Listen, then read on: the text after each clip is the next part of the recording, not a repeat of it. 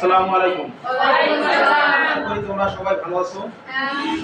আজকে নবম শ্রেণীর গণিত বইয়ের এক্সারসাইজ 3.2 অনুশীলনীর 14 নম্বর অঙ্ক নিয়ে আজকে আমরা সমাধান করব।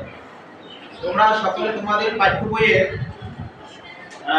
54 পেজে 3.2 এর 14 নম্বর অঙ্ক দেখো।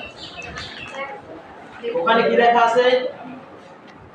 p q ইকুয়াল r হলে দেখাও যে p cube minus q cube minus r cube equal thrice p cube r। তো এজন্য আমি প্রথমে লিখেছি দেওয়া আছে আমাদের যে মানটা দেওয়া আছে, কত দেওয়া আছে? p minus q equal r। এরপর লিখেছি বাম পক্ষ, আমাদের বাম পক্ষে আছে কত?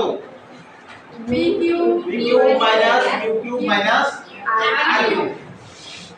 এর পরবর্তীতে আমরা নেক্সট লাইনে p cube minus q cube কে প্রথম বন্ধনী দ্বারা আবদ্ধ করে এটাকে সূত্রে নিলাম। তো p cube minus q cube এটা কিসের সূত্র? a কিউব মাইনাস b কিউবের সূত্র। এখানে a কিউব মাইনাস b কিউবের সূত্রে অ্যাপ্লাই করলে p cube minus q cube থেকে আমাদের এখানে দাঁড়ায় p মাইনাস q এর whole cube plus p cube into p minus q। আর আমার আগে এখানে আছে কত? r কিউব, এটা লিখে দেব। এখন এই p মাইনাস q এর যে মান আমাদের এখানে ছিল কত ছিল? r। তাহলে এখানে r বসাইলে হয় r cube plus 3 p cube. আর এই p কিউব এর মান কত? p মাইনাস q এর মান r। তাহলে এখানে দাঁড়ায় কত?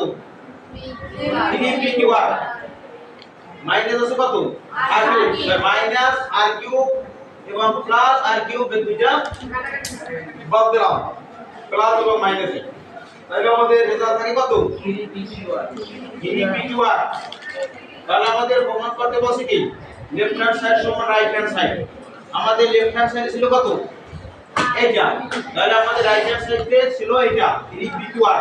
তাহলে অতএব বাম পক্ষ ইকুয়াল ডান পক্ষ প্রমাণিত বা প্রুফ।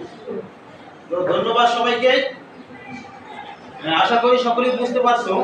যদি কেউ বুঝতে না পারো তাহলে অবশ্যই কমেন্টে লিখে জানাবে। ধন্যবাদ। আসসালামু আলাইকুম।